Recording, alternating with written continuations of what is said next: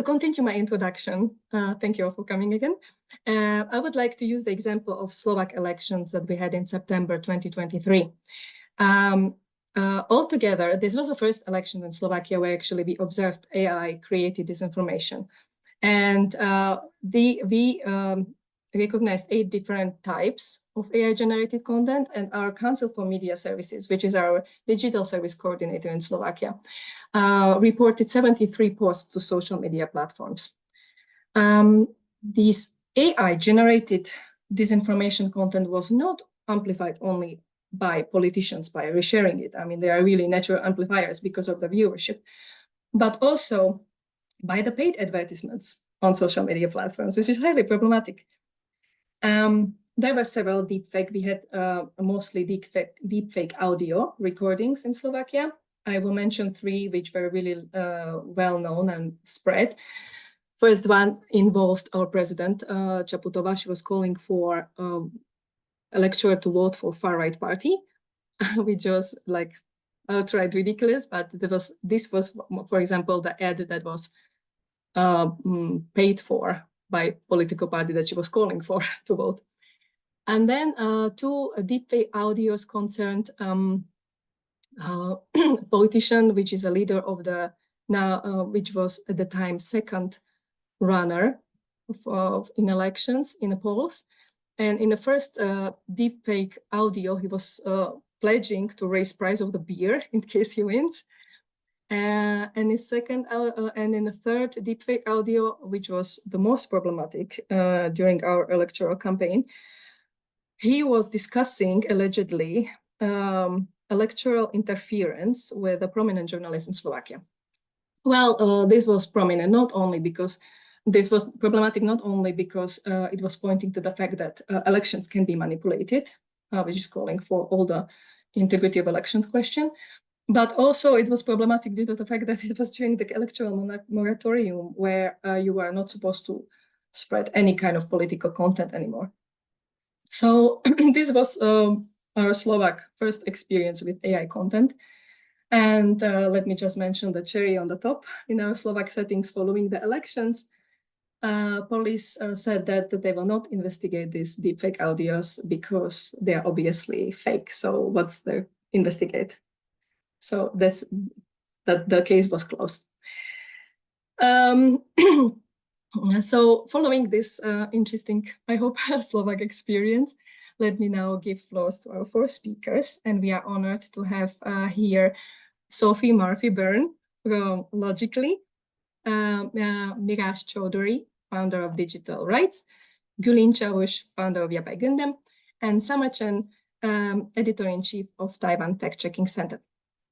Now, before we proceed to speakers themselves, I would just like to communicate also little housekeeping rules to audience. We would very like you to be involved through questions that you can ask in Q&A function of the Zoom. I would suggest that we first hear presentations of all speakers, and then I will ask questions that you raise in Q&A. Please indicate if the question is for a specific speaker or if you wish all speakers to respond. So once again, heartfelt gratitude to our speakers, and without a further delay, let me give a floor to Sophie. I will introduce her shortly. She is responsible for EU government affairs at Logically, which is UK-based scale-up with a mission to tackle harms associated with misinformation and disinformation. Before moving to Logically, Sophie spent years in Brussels, developing her professional experience in EU affairs, including working for permanent representation of Ireland into the EU. And her primary focus is tech policy, specifically regulation of AI and digital service providers. So Sophie, the floor is yours. Thank you, Jana. Can I get a thumbs up that everyone can see what I've just shared on screen? Awesome, superb. So first of all, thank you so much to Jana. Thank you to GLOBSEC for the kind invitation to speak on what is such a salient topic at really a critical moment. Just to expand slightly on what Jana went into detail there about, for those of you who aren't familiar with Logically, we do three things in the counter disinformation space. So we are a fact checker, and that operates under a specific separate brand for independence of editorial purposes. We also do open source intelligence investigations, and we're also an AI company. So we're developing AI models that can work to reduce the harms associated with mis and disinformation online. Which brings me to our topic at hand today. So this slide is likely no surprise to the majority of the audience here today. You're well aware that AI can be a double-edged sword in the context of elections. That there are so many globally significant elections this year, as Jana said, only throws this further into sharp relief. Half of the world's population is estimated to be going to the polls in 2024. And this is coinciding with the advent of tools like generative AI becoming commonly available as they never have been before. For Logically, the concern is that these tools will lead to a maturation of attempts to fully automate disinformation campaigns. Now, I know that many of you will have joined this event expecting to hear nonstop about deepfakes, but most of the electoral interference that we've observed at Logically is actually quite a lot more complicated than that. So to take the recent example of Argentina's presidential election, during this vote, we identified campaigns which had sought to reduce the turnout of voters. So, for example, we found narratives that were circling on X, which pushed conspiracies related to Agenda 2030, as well as a campaign which was called #YoNoVoto, or I'm not voting, which effectively claimed that the election process was fraudulent and urged voters to stay home and abstain from voting as a kind of an act of rebellion against that alleged fraud. Now, these are more traditional approaches to election interference. This is what you're seeing here is the exploitation of the information space with falsehoods.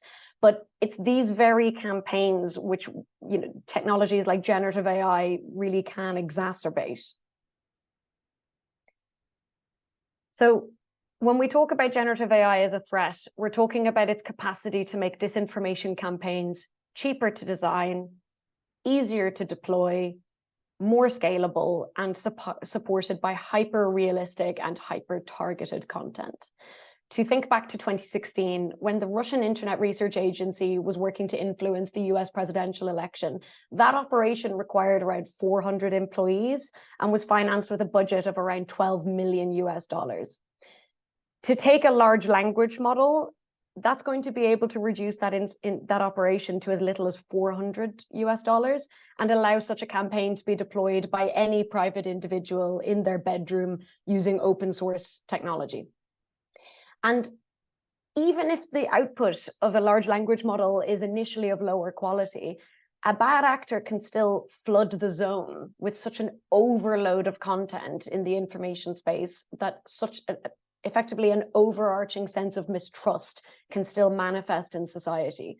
So sure, in the short term, it's likely bad actors will still have to oversee the output, but their workload has been vastly reduced. And in the long term, we're concerned that we could see disinformation factories that are fully powered by large language models. And of course, these risks are not limited to text-based models. In 2023, Logically actually tested 3 of the most commonly available image-based generative AI tools to see if they would generate images associated with election disinformation narratives that we commonly observe being spread. And during that experimentation period, 85% of our prompts were accepted with no content moderation controls whatsoever. Now, the good news is that all is not lost. And I know that a lot of people in this space will talk about labeling, watermarking. Our view is that this is only a partial solution.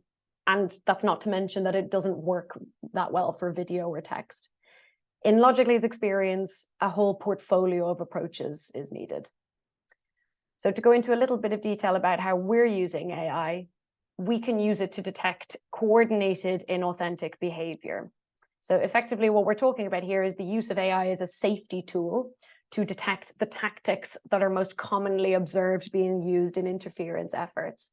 And by looking at a set of predefined behaviors, we can identify accounts that are displaying common patterns of suspicious message coordination based on their activities, whether that be on an hourly basis, daily, weekly, what have you.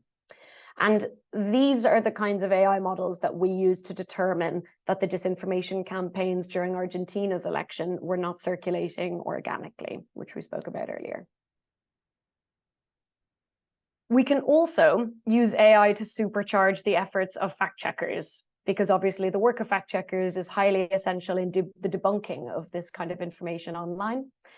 At Logically, we have developed a new tool which is going to be multilingual and multimodal, and that can analyze up to millions of pieces of content and effectively filter out what claims are the most worthy of a fact checker spending their time on.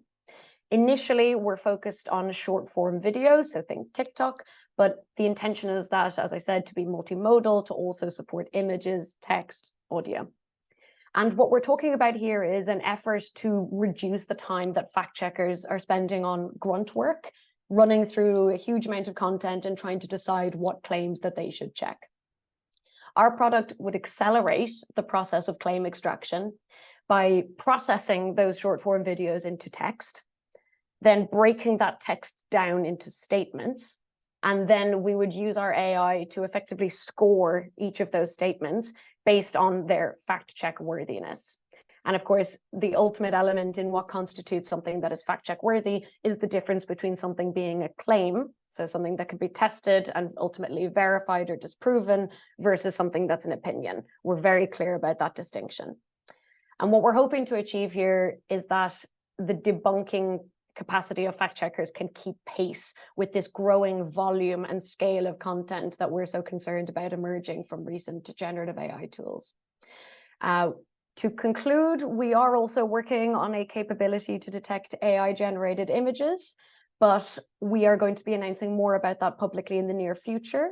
And I believe I may well be at time at this point, so I might leave it there and look forward to any questions anyone has. And thank you again, Jana. Thank you so much, Sophie. This has been very interesting. I like that you painted the picture that there will be AI helping also to fact checkers with their work. So we will not focus only on how dangerous it is at the moment in most of the countries. I will have myself also questions, but I will save them for later. I will give now word to Miraj, and first a few words about him. So Miraj is a founder of Digitally Right in Bangladesh, which provides critical knowledge and solutions to support media, civil society, and businesses in adapting to a changing information ecosystem. He has 18 years experience in journalism, research, and media development before shifting his career to technology and digital rights. He is a Global Investigative Journalism Digital Rights Fellow and oversees outreach for the Bangla-speaking region for the network. He also serves as an adjunct faculty at a private university where he teaches journalistic research. Miraj, the floor is yours. Thank you. Thank you very much, Jana. So I think we all know by this time that, and thank you for having me in this discussion. I think we all know that this is a super election year and half of the world's population will probably vote in this year. And Bangladesh has been in global interest, particularly from disinformation researchers, because like Bangladesh probably was the first election in this year in 2024. Yeah, so and to be frank, from Digitally Right, we work with information ecosystem, and one of our work is with policy space. So there are better policies to support a good information ecosystem. But on the other hand, we have a disinformation research lab that is called Dismiss Lab. So some of the findings that I will share in this presentation is informed by our work during the election and before, yeah, from that particular lab's result. So I will particularly focus on some examples so that you can see how different narratives, AI-generated disinformation can really influence elections in different ways. Yeah. So this is first example. She is Abdullah Nahid Nigar. She was an independent candidate, not from any political party, in one particular constituency in the northern region of Bangladesh. So on the night before the election, video generated on social media, particularly Facebook, that said like, this particular candidate is withdrawing her candidacy from the election just the night before. And it was well shared, and it had a message that she is saying by herself that, respecting the decision of the Honorable Prime Minister, I withdraw my candidacy in support of my opponent, who is this person, ran from that party. Yeah. So we received this particular disinformation in that very night, and we could identify that this is probably a AI generated content. But at the same time, the next morning, we found another content similar about Beauty Begum. She's another female candidate and also independent. And the video shared that also has the same identical message that she is also withdrawing her candidacy. Yeah. So what was the similarity between these two videos? Both of the photos are taken from their Facebook profile, and then AI tool was used to create a video, and they just written that text, which is completely identical. The names are changed in that text, and kind of those audio came in a female voice. It appears so as these candidates are literally saying that they're withdrawing their candidacy. And to be frank, both of them had strong local support, and they were like very strong candidates in their constituency.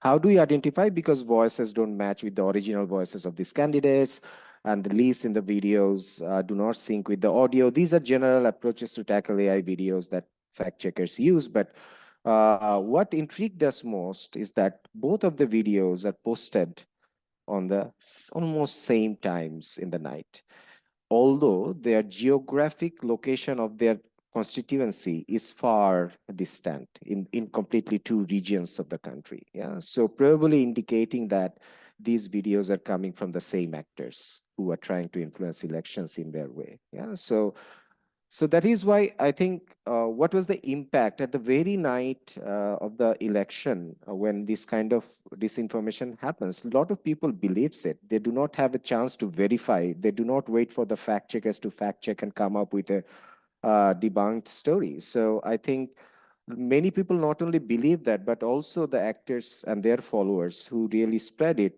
they were commenting like good initiative taken, good action taken. So they were like amplifying these videos in different channels and pages, creating more problems for these particular candidates.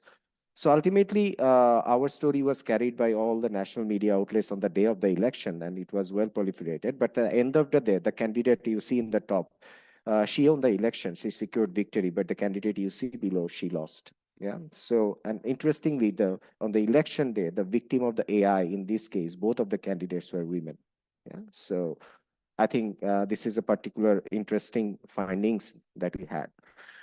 But the use of AI, I would say that in Bangladeshi case, it was still in an experimental level. People experimented. It was not widespread. But that is worrisome because disinformation industry, as we see it in Bangladesh, is pretty much labor intensive. That means there are a lot of supporters, a lot of actors, financially motivated and other actors, they create disinformation. Now, if this experiment, as we see, is successful, if this labor intensive industry does have technological incentives, which is cheap, I think it can create a further wave of disinformation in upcoming times and create a lot of influence in terms of spreading disinformation in the society.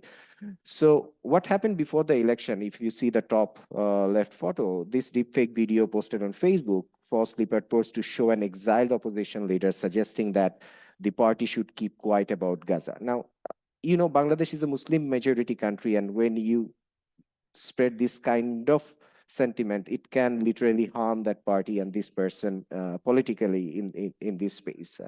And the later video, which features an AI-generated news anchor, like a foreign anchored spread, like he's reading an international world news segment in a video, and also spreading some level of propaganda in which accuses US diplomats of interfering in Bangladesh elections and blames them for political violence. So for many audience who do not understand AI or do not understand this person can be fake as well, they would believe it. Yeah. So I think these kind of videos as they appear. For many of us who are like much more into disinformation, we can perceive ourselves as critical thinkers. We can identify right and wrong in some cases, and probably in some, not in all cases, but not everyone is like that. And so it has certain influences before we catch them. It already makes it influences among other people who are watching this video in different times. Yeah. So these are three types of things. One is like AI generated models. And another is like trying to malign some political individual, and also try to influence the election outcomes by spreading misinformation. That is something we have seen. And probably that is something we will see in other elections in the world as well. Yeah, so these are the three common trends that we have seen. But what we also have seen is like AI generated images. Yeah, so particularly in Pakistan, our friends have debunked a few AI generated images, which is religiously sensitive and can have political implications as well. We have seen use of AI in campaigns where a jail leader, like literally his video was being promoted in public meetings. So there are different use of it, but I think these are some of the trends that we have seen as examples. Yeah. So, but what we have learned, yeah. So we have learned that regardless of the sophistication, AI generated disinformation, many people believe, and it sows confusion successfully. So this is the whole idea of it. Yeah. So you don't need to believe it, but it is very successful to implant a level of confusion about like the political rhetorics, existing rhetorics. Now, this is in a, I would say, low-income country point of view.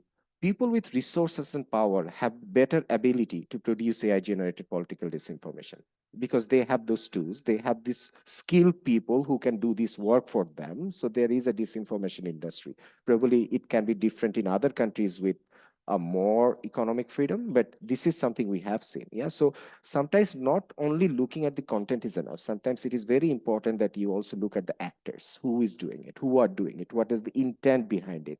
And that is why investigation is important, not just fact checking. Yeah. So we do both. So sorry.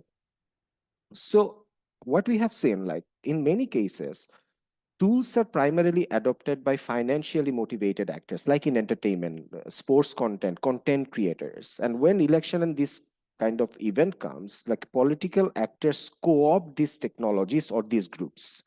So it also facilitates the disinformation for higher industry in a larger scale.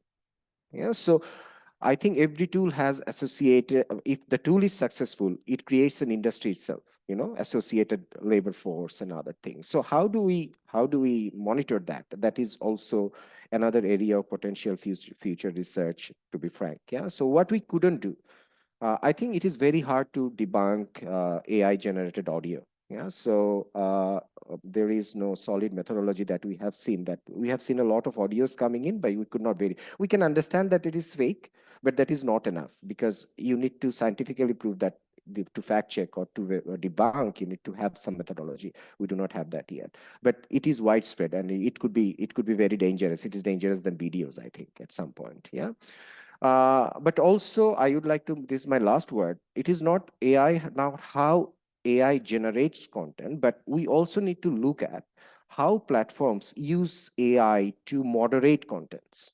Because if platforms cannot identify AI generated disinformation or disinformation per se, so I think a lot of the problems with disinformation that we see in the existing world will not be resolved.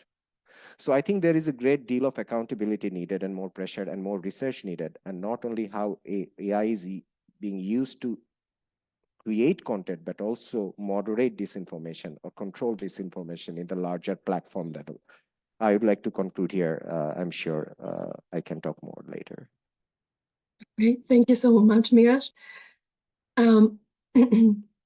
We will move on now to next speaker, Gülin. Gülin is a co-founder of Teit, which is a leading Turkish fact-checking platform. She's frequent speaker and trainer on fact-checking and media literacy, and also a member of IPI's National Committee in Turkey and member of governance body of European Fact-Checking Standards Network.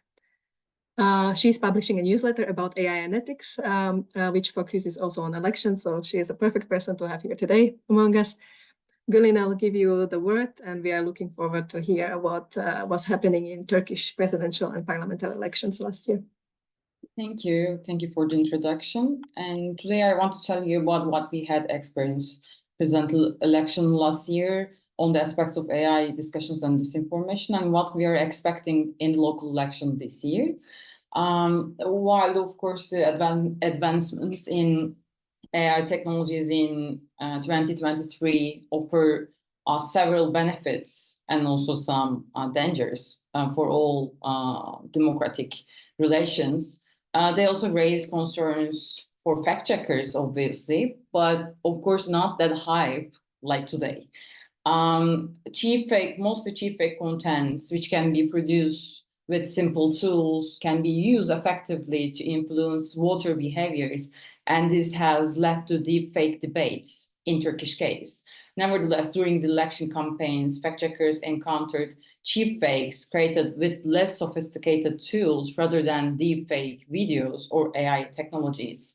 So we witnessed the emergence of deep fakes as a prominent subject of discussions, of course, because one specific piece of cheap fake content has unmistakably overshadowed all other similar false material, which is in Istanbul rally, President Erdogan displayed a video featuring Murat Karayılan, a senior PKK member, which is terrorist organization for the government, that had been edited into a clip prepared for the opposition leader Kılıçdaroğlu's campaign.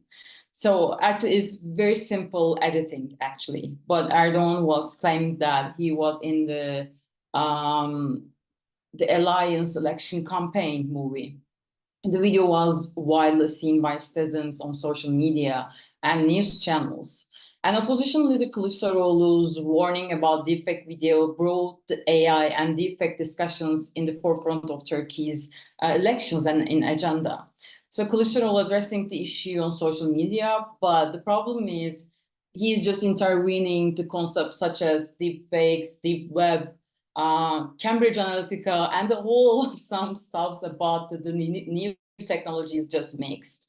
So after that, discussions around the deepfake and new technologies continued, and Kılıçdaroğlu warned voters via social media, and he is just keeping doing this. In a post on his social media account, Kılıçdaroğlu warned Russians about the tapes, montage, deepfakes, and saying that Russians are behind this montage and conspiracies, deepfake contents. And he revealed that in his message written in both Turkish and Russian. Actually, as a fact-checking organization, we never seen such a deepfake video in Turkish elections, in presidential elections, especially specific targeted international actions against opposition leader or Erdogan. But politicians use this argument for consolidation of the voters around unpredictable, shady, and some conspiracy and complicated things and technologies. So opposition side believes that by focusing too much on such technologies, they could actually rally voters around concerns about fake contents, election security, deepfakes. But on the other hand, Erdogan used different tactics and psychology and presented a different narrative by trivializing these technologies and inaccurate content. Just before the second round of the election, Erdogan stated in a Turkish national TV channel and saying that Kılıçdaroğlu has video footage with those in Kandil, it means the terrorist organizations. They all appear cheerful, whether the video is edited or not. PKK members have supported them with videos. The problem is this, we need to shift narratives. When all the time we're talking about, of course, the technologies about AIs, but the problem is if the politicians and such a powerful actors saying that it is AI or not, it is fake or not, it is not problem for me. The problem is actually this, the narrative of how the reality and how facts are important or not. So needless to say, this type of behavior poses significant challenge for fact checkers, for for journalists, and in a political landscape where such publications are considered legitimate, the prospects become even more unsettling when contemplating the potential consequences as AI technologies continue to advance in such a speed. So to sum up, what compounded the issue was the limited understanding of AI among politicians, which led to misinformation and confusion among voters, and the sensationalism and exaggeration of AI capabilities by some media outlets fueled the uncertainty surrounding these technologies. So now, as we are approaching to local elections this year, the discourse around AI continues to evolve. In a statement preceding the March elections, main opposition leader Özgür Özel brought AI into the spotlight by disclosing the party's utilization of AI in the candidate selection process. But some news sites interpreted Özel's statement as CHP, the main opposition party, consulted ChatGPT to solve the candidate problem, even though it was reported as people couldn't believe their ears. We can easily state that the equation artificial intelligence equal ChatGPT is not correct, of course. And it's really funny, but such practices are important for the functioning of democratic process. The integration of AI in public opinion polling, for instance, represents a significant advancement in the field, for example, especially for the diversity or inclusivity.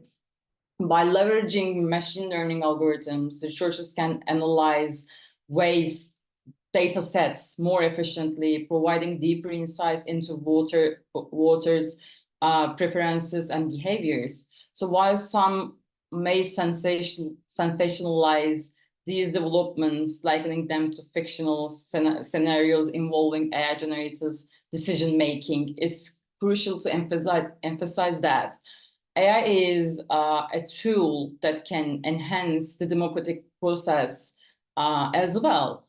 And after this discussion, President Erdogan responded to Özel's artificial intelligence statement with the phrase like, "They are monuments of arrogance, but we can be sure about the also Erdogan's party probably also working with the research companies that use the similar methods and AI technologies." The problem is probably the company for the polling use very simple way of AI, probably not very complicated one.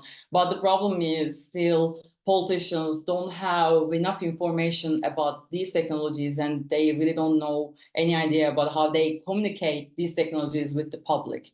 So really important that we should just show that the technology developers and policymakers to ensure that AI is employed ethically and transparently, safeguarding the integrity of democratic institutions also. So, but I think we need to start in a very, very simple steps. And I mean, baby steps, and tell people, politicians, policymakers in a country like Turkey, how these technologies work and how affect people's life and how affect democracies. Thank you. Thank you, Gülin. This is a really, really interesting angle that you pointed out, that what confusion can be done actually by politicians themselves. Like, as I mentioned also, that them being amplifiers and them not understanding the concept of AI and what it can do, what it cannot do, further confuse this more public. We will surely come back with questions to all our speakers. Now I'll give floor to Summer. Summer is an editor-in-chief of Taiwan FactCheck Center, which is first fact-checking organizations collaborating with big platforms such as Facebook or Yahoo in the Chinese-speaking world since 2018. Before being a fact-checker, Summer was a journalist for a daily economic newspaper, and she successfully led the team in combating disinformation related to COVID, China military exercises 22, and recently in presidential elections. Thank you, Summer, for being here with us. Just a quick note that since if anybody has a question that pops up in the mind during the presentation, please feel free to leave it in the Q&A tool here in Zoom. Thank you. Summer? Hi. Hi, thank you for having me here. I'm Summer. I'm the chief editor of Taiwan FactCheck Center. We just combat with the disinformation during our presidential election, and the voting day is January 13th. So everything is done. So I would like to share what kind of AI challenge we have for this election. So during this election, we can see some types of AI disinformation. So we can try to understand how the disinformer use the AI tools to fabricate or to produce the disinformation this time. So because after we learned the trend, then we can do the preparations well in the near future. So the first type that we can see is the editing footage with the AI cloned voices.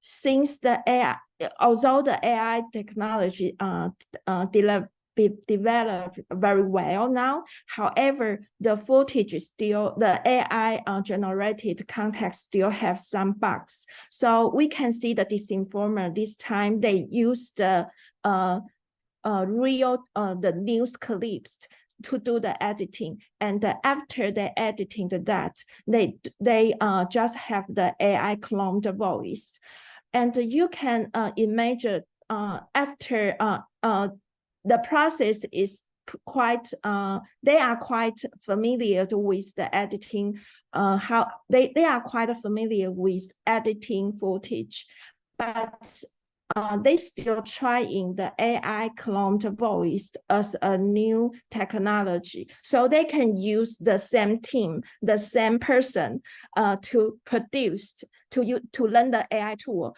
And the AI tools they try to learn is how to do the AI clone voice.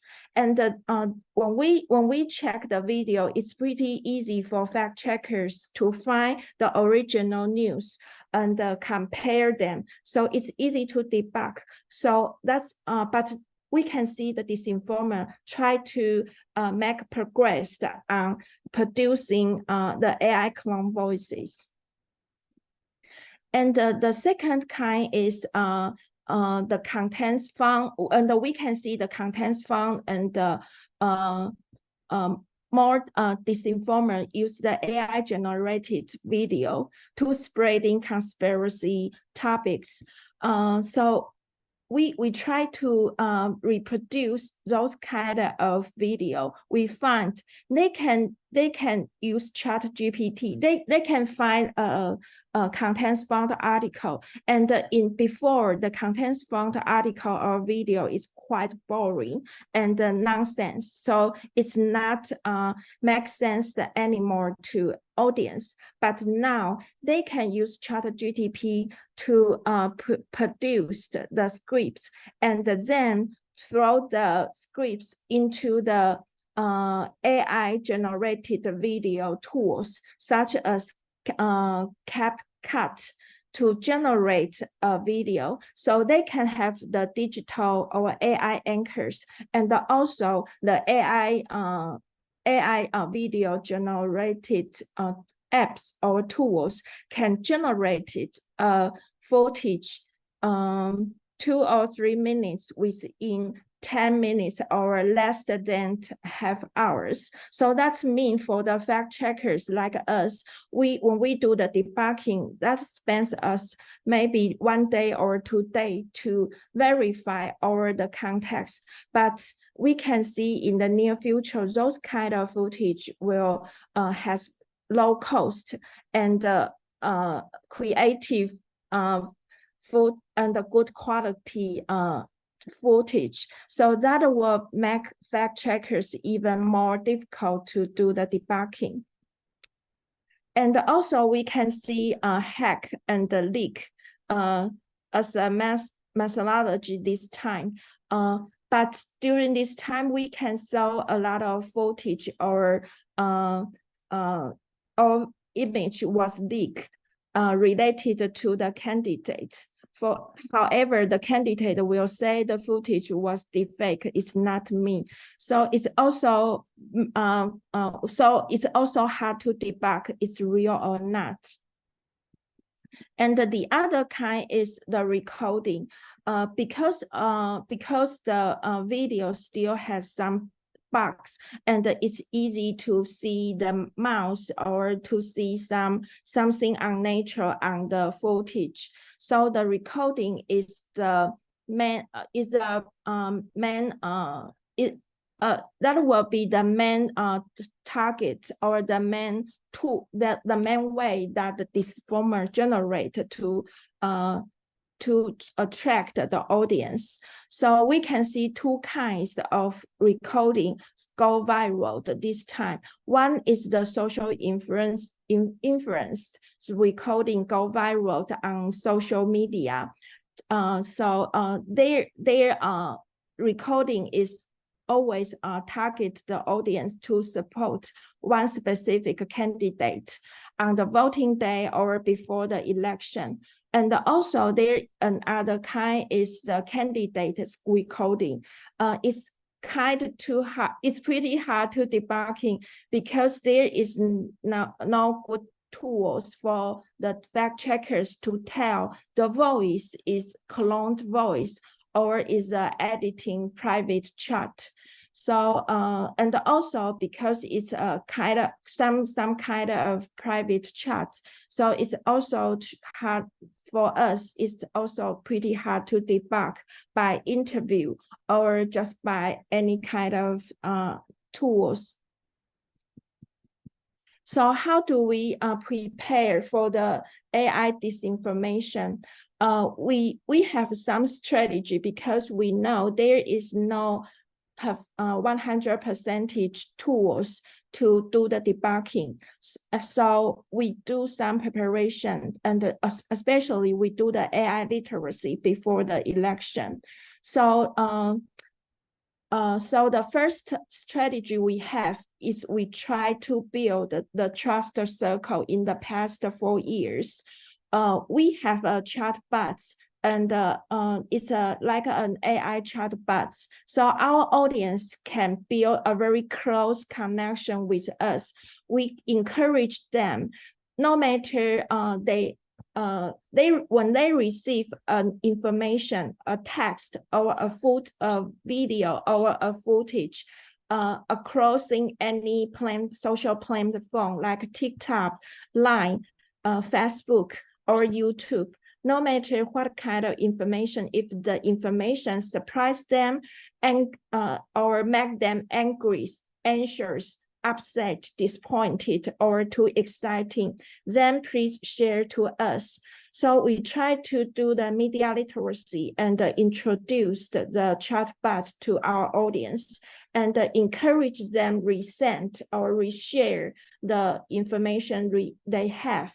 We try to build a very close trust circle among fact checkers and audience. So it's very useful when we get the malicious information. So actually that means the audience is the fact checkers at the frontier. And the threat we have is the disinformer attacking the information ecosystem. They're spreading the malicious information by trigger mainstream media's reporter followed it. So our strategy is empower the journalists. So before the election, we host 2 workshops.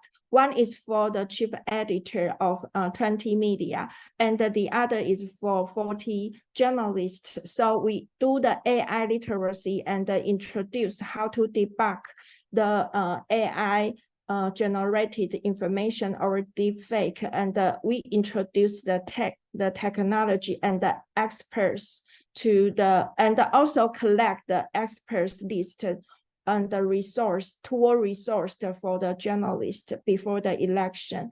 So the AI, when we do the AI literacy, it's not only to the audience, but also to the chief editor and the journalist in Taiwan.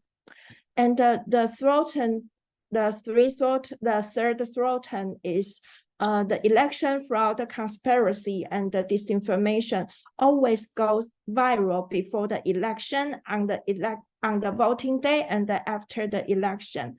So based on our experience, we make a playbook before the election. So that help us to predict what kind of disinformation we will face, and we will prepare the articles or for those kind of election. So for election houses, so it's for our so it's like for the pandemic, we have a cure. Our fact checks will just focus debunking some specific disinformation, and also we do the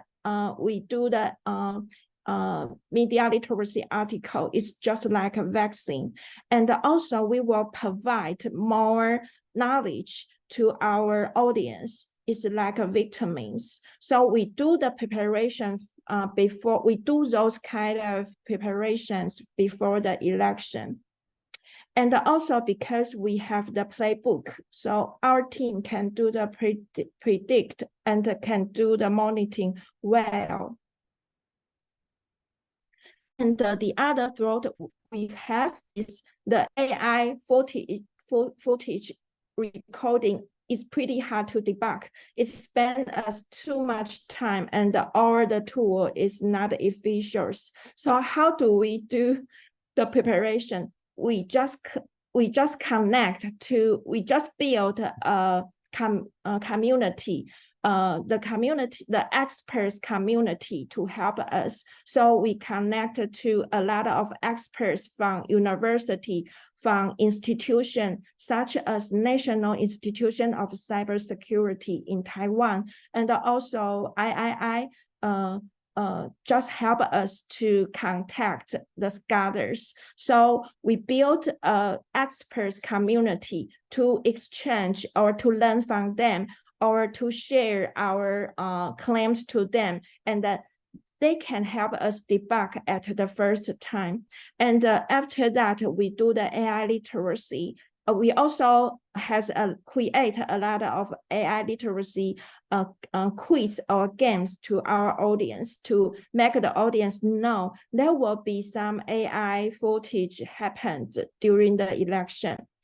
And also, I think this time the challenge is the shorts, TikTok, make those kind of AI footage or AI image go viral easily, especially TikTok. So for the fact checkers like us, we are journalists from newspapers like me, so I'm not familiar with TikTok. So it's a very big challenge for us. How do we use the shorts, or how do we use TikTok also to enlarge and spreading our fact checks immediately? And how do we contact with the audience on TikTok because they are targeted by the disinformer too? Thank you for listening. Thank you, Summer, and thank you all speakers. This has been really interesting. I think this presentation shows that AI in relation to elections is a complex issue, and that although AI is in forefront of discussions, we still should not disregard other content that is created with the goal to undermine elections. And we should see always a holistic picture, not only focused on specifically few issues of deepfakes, about seeing it as a whole. There are a few questions in the Q&A, but I'm taking a privilege to ask first. And then I have two questions, and please, whoever would you like to respond? I think that it is related to all cases that we heard. So my first question is relating to content that is dropped last minute. So we have heard stories and case studies about content being dropped night before elections and so on. Deep fake audio, for example, and the difficulty to debunk. So I would like to hear maybe about strategies, what we can do quickly. And we already heard some bits of pieces, for example, like creating an environment where this information is shared. But I think that would you agree that states should prepare in a way the ground for cooperation with media, where the debunking will be fast and prompt, for example, like some kind of a strategy to clarify the situation as soon as possible before the people head to the polls? So this would be my first question. And now, please, we can go in order, or you can just unmute yourself, and we can do it organically. Yeah, we can go in order if that's all right. I think this also might tie into the question that I saw that Patrick put on the chat as well. In terms of kind of what the recommendations would be, certainly from our side, when we've been speaking to policymakers, the recommendations that we make tend to boil down to being threefold. And I'm going to slightly step on Summer's toes because she's already mentioned so many of these in her excellent presentation. But one recommendation we'd have would be that governments can establish capabilities which are fully dedicated to the identification of foreign interference in elections well before an electoral period starts. So in particular, I think of the example of, for example, an information war room. And our recommendation would really be that governments should establish these in this 3 to 6 months prior to an election. You want to have those working arrangements fully in place and fully working. And again, kind of as you alluded to there, Jana, governments can set the preconditions for effectively for public resilience. You know, really, we're talking about integrating media literacy into the life learning of citizens, so that even though there might be, as you say, last minute content that gets dropped into the information sphere, you might be able to, you know, again, as Summer said, inoculate the public from at least to delay the initial immediate acceptance of the content that they might see. And this has to start in schools, but it also must continue in adulthood. We're talking about, you know, the general public's interactions with custodians of information integrity. So, you know, as journalists, as you mentioned, but also civil servants, also librarians. Any actions that we take to counter mis and disinformation are only meaningful when they're reinforced by citizens' uptake. And the last thing that I'll say, look, we are a fact checker. It's no surprise that this will be my preference. Governments can set the preconditions for platforms to maximize any contractual working arrangements with fact-checking organizations by legislating to require that. So we strongly welcome the likes of the DSA and the EU. We're looking to Australia and really welcome developments that they're putting forward.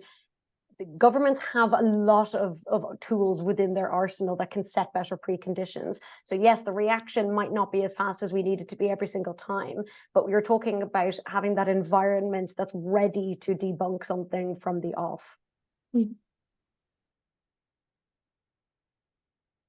Miraj, would you like to?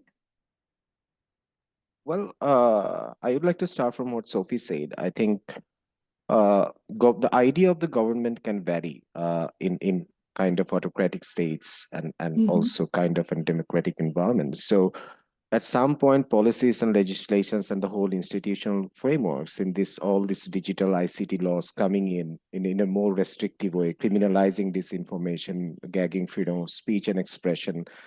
In this kind of space, I think it is very hard to engage in this kind of government-supported initiative to combat disinformation when it is political and election related, because then we can also see some level of controversial actions from these backed actors, you know, so who are supported by state-sponsored groups. So I think there is no one shoe fits all policy. It is very much subjective and sometimes contextual. What is relevant for European Union can be very different for Taiwan and other countries in Asia Pacific as well.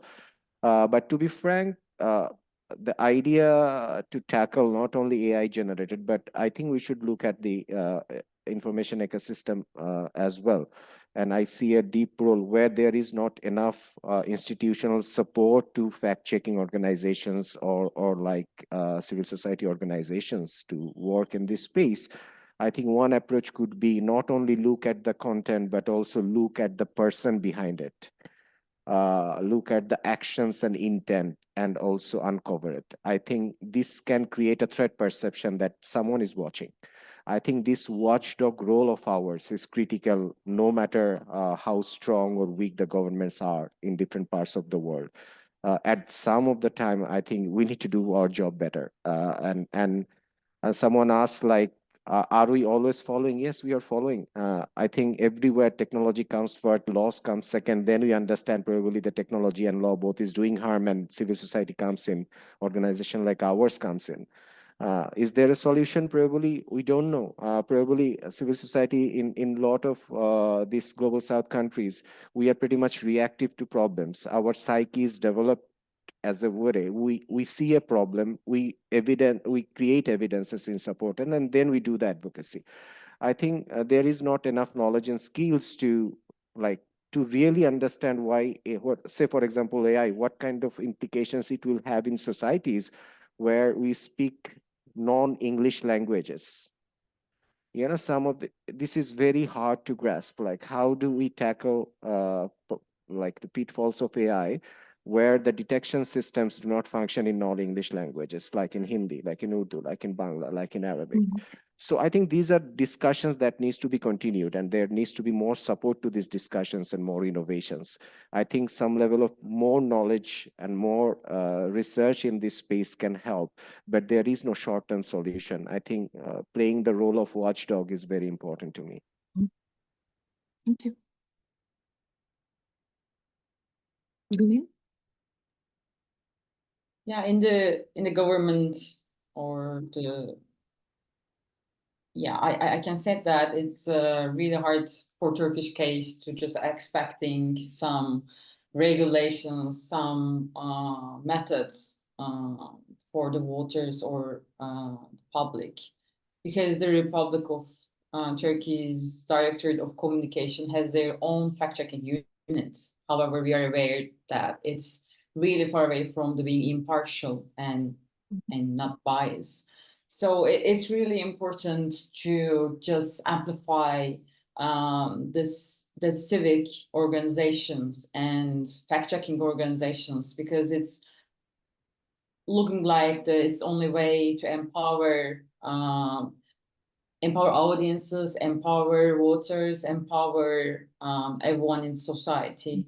So media literacy campaigns and giving chance to create digital literate communities is just, I think, really important, and the best way to just sustain integrity in election processes. So, for example, last year, actually before the last year, we started a project with university students and verified information on the campus project. So we spent a year full of critical thinking exercises and fact-checking skills and project with the students aged between the 18 to 22, because they are approximately 6 million of voters who could vote in the last election. So it's really part of the society. So I think it's really important to providing this environment for different communities, just help us to act before what happened. And of course, we are discussing about the pre-banking and how we can just deal with the disinformations before we see. Of course, we can just giving some tactics and informations to the people, but it's really important to empower communities in a really long process and not just, I don't know, just before the elections. I think 1 year just also not enough. So we have to just keep doing this to achieve success, I guess. Yeah. It comes back to what Sophie mentioned as well, that it's a long-term learning and long-term media literacy and digital media literacy. But all these answers also bring me to Summer's trusted circle idea. I think it's wonderful, especially in the setup where you cannot rely on government to try to make elections fair. Then creating such a trusted circle like you did in Taiwan actually empowers or a lot of, and I really appreciated the way you formulated it, that if you see the news, that creates emotion in you, right? That makes you angry, excited, and that's exactly it, because this mainly this fake news would probably target that, create some sort of reaction, emotional in people. So please check it with us, and then you can the amplification can be great, right? So this is what you used already now in elections, right, in January? Yes, thank you, Jana. And also I want to reply the question, what's the role does play WeChat in Taiwanese presidential election? In Taiwan, we don't use WeChat, we use Line instead. So WeChat was popular in China, and in China, people use WeChat very often, but in Taiwan, we use Line. Line is just like WhatsApp, it's a private channel. So if you stay longer in Taiwan, you must have Line, otherwise people don't know how to contact with you. And for the Line as a private channel, the Line chatbot is pretty important. So in Taiwan, we have several Line chatbots, and provide those Line chatbots provide debugging information for the audience. So you can, for example, not only Taiwan FactCheck Center, we have our Line chatbot, but also there is a Line chatbot called Cofacts, and it was run by crowdsourcing fact checkers, and it's an open source platform, so everyone can provide the claim to Cofacts, and also you can be the fact checkers. You can collect the data or the answers for the Cofacts. So that's helped people build a Line chatbot as a community, debugging Line chatbot as a community online. So when people, so that's make when we use Line, it's like a very private chat, private talk, but because of the Line chatbot community under the Line chatbots, so we can understand what kind of information was go viral on private chats. So that's how the chatbots is so important in Taiwan. Thank you. Now I would quickly go through the questions. Some of them we touch upon, but let's just make sure that everybody who wants to answer can do so. So of course we will share recording in the aftermath of the event. So our former colleague Daniel actually appreciated Sophie's presentation, and he mentions that it may be difficult with images, but from your presentation I gather that you are working now at that, right? Yeah, so just to let you know, Daniel, so as I mentioned, the intention is that this product will support this. Yes, the intention is that it will be multimodal, so that it can go across text, images, video, audio. There is a lot more to come that I'm currently not at liberty to go into detail about. I really recommend that we keep in touch. If you're a former colleague of Jana, I'm sure that will be very easy for us to facilitate communication that way. Yes, that would be wonderful. When we are talking about your model, you also mentioned in your presentation multilingualistic feature, which is wonderful, because this is actually also the problem that Miraj was mentioning, that, okay, not everything is in English, and we have the millions of local languages, not millions, but lots. And I'm just wondering, like, did you have a chance to test it successfully in the small languages, like, for example, Slavic, or even like local languages in countries like Bangladesh? So in terms of where our actual on-the-ground testing has gone so far, we really are predominantly working in English right now. However, and that's just purely on the basis of the fact of where Logically operates. Our operations are across the US, the UK, and India. So that's it just led us to be testing mostly in English at this stage in time. But we will be supporting all EU languages. Forgive me for focusing more on this jurisdiction. It's where I focus my time. We're planning on going into even more detail. We're not just looking at what are the official 24 EU languages. We've actually also had the intention to bring in more regional languages. So I think of the amount of those that will be across Spain, for example. Completely agree with everything that's been said. It's of huge importance that we aren't only, this is a real issue in the counter disinformation space that English is predominantly focused on right now. In terms of kind of where the linguistic capabilities of our staff are, it makes more sense to be testing in the English language now. But we already have a proprietary threat detection platform called Logically Intelligence, which is multilingual. So these are capacities that we're going to be integrating into this new tool. Super. Okay, I'll move forward to Patrick's question. I'm sure that you can see it. I think we can agree that at the moment we are more on the reactive side, and the question is how we can turn it around. We already mentioned, for example, Summer mentioned playbook, Hawk's playbook, which can be really interesting and helpful in pre-banking. It means like you anticipate what can be used in electoral campaign as a disinformation. But would there be anything else that we can, at least try to catch up and be a little bit ahead of the, maybe as we were talking about creating these trusted circles, if we cannot rely on government, which, well, basically, it's often the case. Does anything else comes to your mind? I will say that, to be frank, if you allow me, please, like sometimes being reactive is not bad, so to be frank, how information is distributed in this new world, I think it operates at a scale, and this works in platforms which deals with billions of contents in a couple of hours a day so far. So sometimes the nature of the problem, civil society or fact-checking organization like ours or others do not have that capacity to understand the problem at a scale, and some of the solutions we offer may not be applicable at a scale, so there are different societies, different communities, different languages.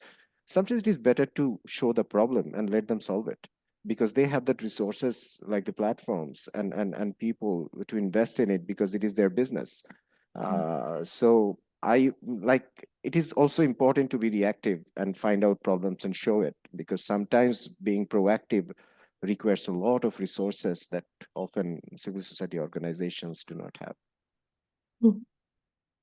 Maybe I can add something. I think at some point, like the Miraj, because, for example, we published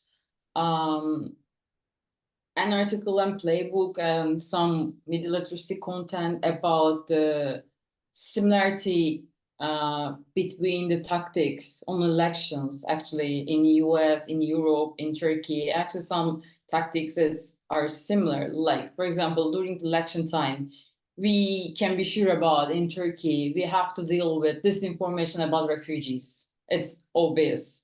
And we all the time trying to warn internet users about be careful about while consuming these informations. Yes, it's, of course, it's a good warning, but it really depends on who amplify this information, in which platform they consume. So it's really hard to sometimes thinking about all options and just creating solutions for all of them. So I think it's because of this, it's a long process. And it's really important to, I guess, not focusing on the specific information all the time and just revealing to what is the narrative behind this. Because in the last election, for example, Erdogan's party just focusing on the anti-LGBT community, and they just focus on this, and they spread misinformation on this. It's really important to understand what is the behind this logic and how we can just approach to people's support Erdogan, for example. It's not easy that just saying sometimes it's false or disinformation, but in understanding the narrative and think about it's a long process for everyone, for audience and also for the organizations.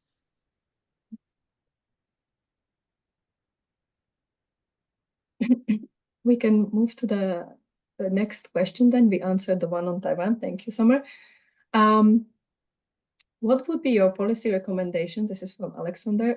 Policy recommendations to protect the EU election from disinformation attacks. Policy recommendations to EU. Would I be a good one to start off there, perhaps? So I've already mentioned some specific recommendations that we regularly make to policymakers, which I won't take up our time repeating. What I will say is that we strongly support the EU's Defence of Democracy package that was published in December. Effectively, this is a checklist for EU member states, and the recommendations within it range from facilitating the exchange of information and best practices to the appropriate training of election authorities. And when we talk about training those election authorities, it really goes into quite a lot of detail about how those election authorities should actually specifically be trained to detect and address foreign interference in the elections themselves as well. So it's really a perspective of empowerment of the most appropriate authorities at the local level as well that come into that recommendation. And there's many elements of it that we like, but I would also just like to mention its recommendation to create and adopt codes of conduct as well. This is, obviously something that you tend to get a lot of multi-stakeholder feedback into the development of, and we hugely appreciate that. And you may also have seen that the European Commission has, I believe only as of 2 or 3 weeks ago, published draft guidelines for the largest social media platforms to protect not just the upcoming EU elections, but elections in general. We'll be providing feedback on those, but just to kind of point out what we really like about it, there's guidance within it for the platforms to provide the resources internally to collect and analyze the relevant information on such foreign interference efforts, because platforms are the ones who have it. Trust and safety actors like us can only go so far. We can't guarantee access to data. In fact, it's actually becoming more difficult with every passing month to get that access to data. I think there's few people in the trust and safety space who wouldn't agree with me that that is the most significant issue that we face. And just to conclude, I mean, a couple of other elements of those guidelines we really liked were the recommendation to engage meaningfully in multi-stakeholder fora. So I think of the example of the EU Code of Practice on disinformation, and from those fora meaningfully implement the recommendations. So like those labeling efforts, which we know is only a partial solution, but as Miraj mentioned earlier, it's all an element of bringing all of these actions together. And the last thing I'll point out just goes back to Jana's question of how to react quickly when content is dropped into the information space, potentially with hours to go until a vote happens. Those guidelines do also recommend that platforms put in place incident response mechanisms for those very sorts of occasions. Now, the Commission are quite clear that these guidelines are non-binding, but they also are directed towards the largest social media platforms. Effectively, once the Digital Services Act, now that we have it fully in force, it's non-binding in theory, but when it comes to in practice, the requirement is that these platforms do mitigate these risks. And guidelines that the Commission set out like this are very low-hanging fruit and set out in similar ways to Summer has set out, a playbook of exactly how they should go about this. Thank you, Sophie. Would anyone like to react more? Because now when you mentioned, Sophie, social media platforms, and I have just a question that came out from the examples that we've seen in Miraj's and Summer's presentations. So we have also in Slovakia, for example. So you have a deep fake audio video, okay, of the person giving up candidacy, or the person saying that I will rig the elections, right? And okay, you have fact checkers immediately, checking it, like debunking it. But shouldn't the platforms have a policy that when the person involved in the deepfake video audio says that's not me, immediately I'm deleting it from everywhere, not some kind of complicated escalation process, no need to like priority take it down as a part of this prompt response mechanism. I think that would make sense if in EU context, for example, from the GDPR perspective, right? That's specifically for me. Or yeah, for everybody who wants I'll to. let someone. I'm doing a lot of talking. I should let someone else jump in if they want. Oh well, we are almost over with our presentation. So please, if you like disagree with me, please disagree. I think all I would say was that for complete transparency, we are a trust and safety provider to a couple of these so-called VLOPs, the very large online platforms. So we work specifically for Meta and TikTok. The way that we operate I'm sure that there's many fact checkers who come up against the same criticism, is concerns of any degree of censorship by virtue of fact checking operations happening at all. And that is completely the opposite of what we do. And the reason that I mention that is because I'm slightly hesitant to go into details about making recommendations for what a platform should include in their own terms of service, purely on the basis of kind of the existing contracts that we engage in. Our entire business operation functions on the basis that we merely provide recommendations, but we have absolutely, I mentioned already that access to data is a really difficult issue for us. We have zero power over what platforms actually do in terms of what decisions that they take. So from a personal perspective, everything that you've said sounds, very motherhood and apple pie. It seems very clear. It seems, if there is existing legislative basis, but whereby it does infringe upon someone's rights, as you say, under the GDPR, etc. It sounds very quite obvious, but I would be slightly remiss to go into further detail just based on all the information I want to be transparent about. I would like to answer the question. I think I don't have the answer, but it's a challenge and a phenomena that I want to throw to the discussion. In Taiwan's presidential election, our intelligent officials face difficulties. A lot of AI-generated footage was spreading by fake accounts, and it's not go viral among peoples. So they try to debunking them, and they want to tackle them down from the social platform like YouTube, TikTok, and Facebook. However, those platforms didn't have any access to the officials, so they contact fact checkers like us. But for us, it's pretty hard to debug those kind of footage. So we have our process. We can debugging them, but we can't take down those footage. We can publish the fact checks and saying it's fake, but we don't have any solution to take them down. So, and also, when we publish the fact checks, sometimes it's the trap of the disinformer set. Because those kind of disinformation was only conspiracy, and it didn't go viral among people. Whenever we publish fact checks, our audience is large, and the people will know the topic. So it's we don't want that people know those kind of topic, because it's just conspiracy and the people don't know it. And the best is people just don't know them because it's conspiracy. So it's whenever we publish the fact checks, or whenever the officials just released any newsletter, is just stuck into the trap of the disinformers. So I think it's the platform should has the policy to deal with those kind of AI generated footage. It's not only the fact checkers fact check them. They should have different policy about this. I think that would be a very good topic we need to have before the election. Okay.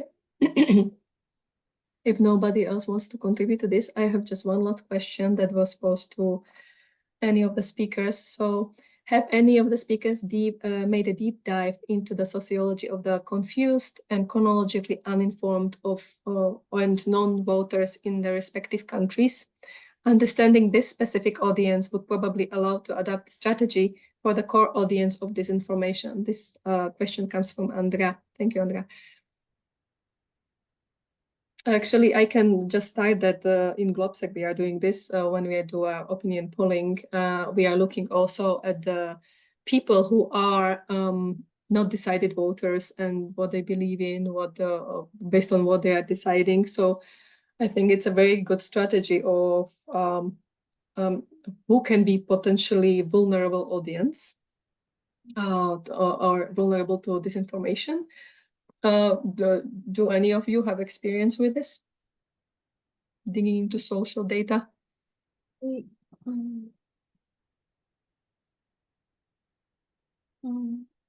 have Summer, sorry. Sorry, Sophie, I didn't know. we have a media literacy program, but I'm not sure if our media literacy program just fit this question. We have a collaboration with Indonesia fact-checking organization because in Taiwan, we have a very big populations of Indonesia immigrant worker. They have the vote rights to vote for the Indonesia presidential election. However, their fact checkers can reach them because they are based in Taiwan. So we have a media literacy program that in 2023. It's before the Indonesia media literacy it's before the Indonesia presidential election. So we want to connect the voters in Taiwan to their fact checkers in Indonesia. So we are trying next year. It's a very interesting program. But however, when we contact those Indonesia immigrants, the voters in Taiwan, they are not. We can't talk about anything about politics because it's too sensitive. So when we reach them, we need to talk about like a scam or their some tough issue they will face in Taiwan.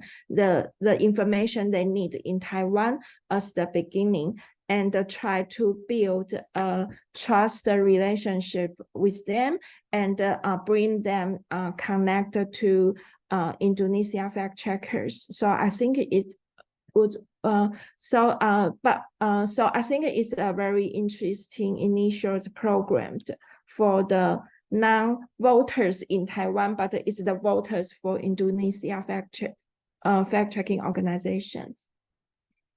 Thank you. Sophie? I feel like I've spoken a lot. I apologize, just to keep it short. I mean, we have looked into the way that foreign actors like Russia would use social media to spread conspiracy theories and blur the line between reality and alternative truths to further their own foreign policy objectives. And we do track conspiracy narratives which are seeded thereby in order to gain traction in fringe groups online. So this is specifically work that's central to the UK that we've done, but really where we've had a major concern and wanted to work is looking at the interaction between those foreign states, conspiracy communities, and extremist groups. And so the ways in which conspiracy theories can lead to a radicalization is something that we've been doing quite a lot of research on, again, mostly in a UK context. We've actually been working with the within the context of the government-led PREVENT program, which works to prevent individuals from becoming terrorists by virtue of, again, the radicalization that could emerge from those kind of conspiracy theories. There's another colleague of mine who is much more versed on all of that. I'll be happy to put anyone in touch with him, but just to give a bit of voice to what we're doing in that space. Thank you so much. We'll be in touch with the colleague as well. Miraj, Gülin, or let me do it this way. We are really at the end of our webinar. Thank you so much. I would just would like to give you all space for a sentence or two if you want to make a last concluding remarks, and and also then we can